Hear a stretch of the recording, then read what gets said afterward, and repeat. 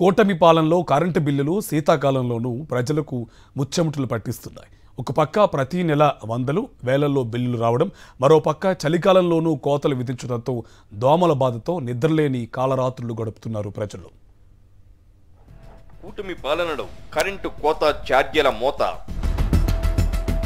6 నెలల్లో 15,000 కోట్లకు పైగా జనంపై భారం వేసిన చంద్రబాబు సర్కార్. ఒక పక్క విద్యుత్ బిల్లుల షాకులు, మరో పక్క కోతలు. రోజు 2 నుంచి 3 గంటల పాటు సరఫరా నిలిపివేత. కరెంటు లేక చీకట్లో గాఢాంధకారంలో అల్లాడుతున్న గ్రామాలు.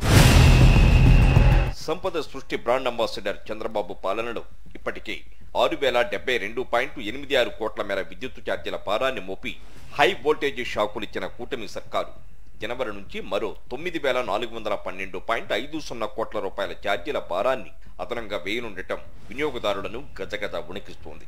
6 నెలల్లోనే 9,412.50 కోట్ల విద్యుత్ ఛార్జీల భారాన్ని మోపడం, మరోపక్క సంక్షేమ పథకాలు నిలిచిపోవడం, నిత్యావసరాలు, కూరగాయల ధరలు ఆకాశాన్నంటడంతో ప్రజలు అల్లాడిపోతున్నారు. ఓట్లెయ్యండి తమ్ముళ్ళు, అధికారంలోకి వస్తే విద్యుత్ ఛార్జీలను పెంచాం, పైగా తగ్గిస్తాం, నేను గ్యారంటీ అంటూ ఎన్నికల ముందు హామీ ఇచ్చి అధికారంలోకి వచ్చిన చంద్రబాబు కూటమి ప్రభుత్వం మాట తప్పి రాష్ట్ర ప్రజలకు వరుసగా విద్యుత్ షాకులిస్తోంది.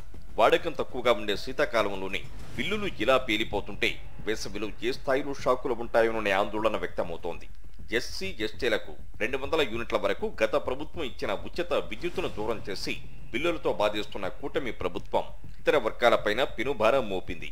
ఏపీలో ప్రస్తుతం 194.098 మిలియన్ యూనిట్ల విద్యుత్ వినియోగం జరుగుతోంది. డిమాండ్కి అనుగుణంగా సరఫరా చేయలేక రాష్ట్ర వ్యాప్తంగా సగటున రోజుకు 2 నుంచి 3 గంటల పాటు కోతలు విధిస్తున్నారు. వాడకం ఎక్కువగా ఉండే ఉదయం, సాయంత్రం, రాత్రి వేళల్లో కోతలు అనధికారికంగా అమలు చేస్తున్నారు. అధికారిక నివేదికల్లో విద్యుత్ లోటు, కోతలు లేవంటూ బుకాయిస్తున్నారు. నిజానికి గత ఏడాది కంటే 1.17% తక్కువగా విద్యుత్ డిమాండ్ ఉన్నా కూడా అందించేందుకు ప్రభుత్వం ఆపసోపాలు పడుతోంది. గత సర్కారు మండు వేసవిలోనూ తీవ్ర బొగ్గు సంక్షోభంలోనూ విద్యుత్ కోతలు లేకుండా సరఫరా చేసింది.